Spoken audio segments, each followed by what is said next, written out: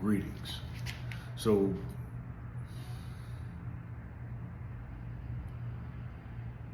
I went on with my basketball career, switched head coaches. Now I'm on my third head coach. Um, Still messing up academically, just doing barely enough to scrape by. Taking none of this seriously. Um, I was super angry, super aggressive toward my teammates.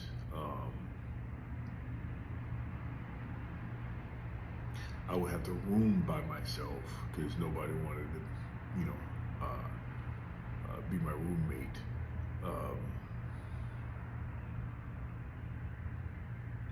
I was the only basketball player on campus that didn't have another basketball player for a roommate. Um, and again, we all think, well, I can't say we all think. At being the author of my own story, I'm not going to be the bad guy, but I was. And I came to a place where I had more consequences to pay for my behavior. Um, and this was one of the most grave. I was effectively kicked off the basketball team. It just didn't renew my scholarship. I had another year of eligibility and they just didn't renew it. And it was fair. I deserved it. I brought nothing to the table. I was nothing but a liability. I had chance after chance to do the right thing, and I did not. So there has to be some type of, hey, we're cutting ties with you because the program is going this way, you're going that way. So I was a cancer. I had to go back to Pensacola. I needed a job. My sister was there. I went back to my house, moved back in, got a job at Hollywood Video, and the biggest embarrassment ever. It was a couple miles from my school, about 3 or 4 miles from my school, and my classmates would come back and they would see me in there at Hollywood Video, and they were like, "Aren't you supposed to be in the NBA? You're supposed to do all this wonderful stuff."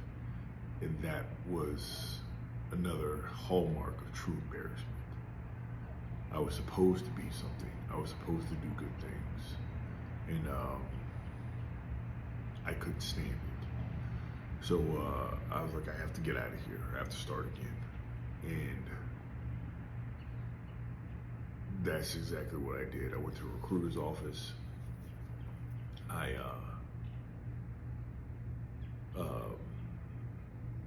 The guy that my sister was seeing was a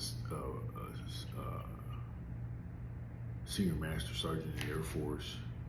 He talked me into not being not any other branch but the Air Force. Yeah, I wanted to work with F-15s. I love those. I love those planes. He's like, you don't want to do that because if the plane breaks and it's 100 degrees, you're out there fixing it. The plane breaks is if and it's 8 degrees, you're out there fixing it. He's like, you don't want to be a plane puller. I'm like, fair enough.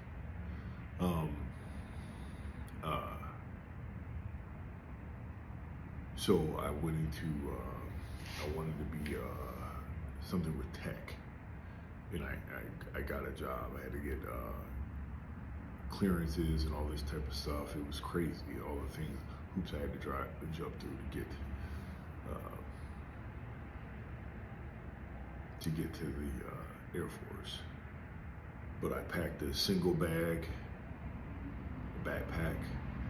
I put on some of my nicest clothes and shoes, and I went to MEPS, which is the recruiting station, and then got on a bus, headed to Alabama.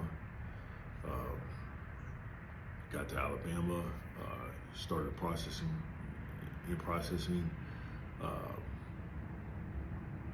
And then the next thing I know, I'm on a plane to Keesler.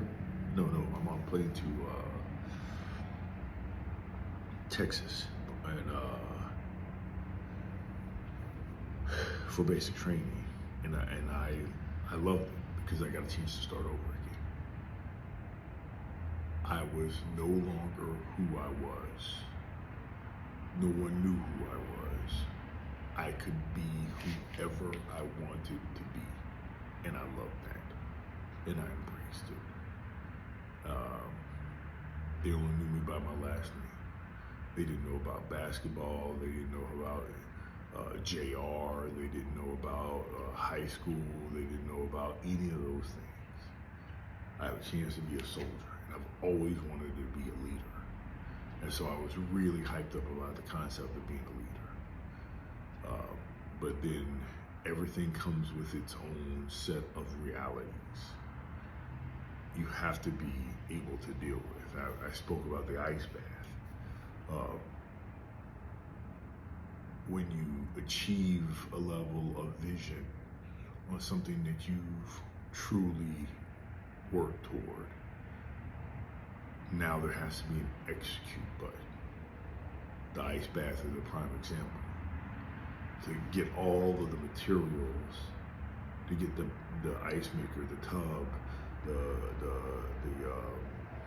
chemicals to put in it so it's not so harsh on your body. Now I have a freezer that I can make gigantic blocks of ice and put those in because it's harder for it to break down in the ambient temperature water. And then Timmy the lion-ass turtle, there's a little thermometer that bobs around in there. There's a consequence to pay when you put your foot in for the first time. You're like, dear God, this is cold. I don't want to do this. This sucks.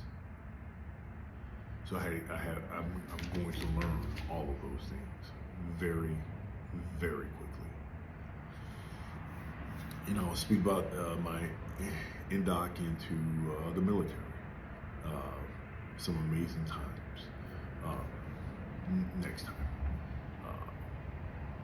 As always, I challenge you to be the reason someone smiles today. And I'll see you next time. Take care.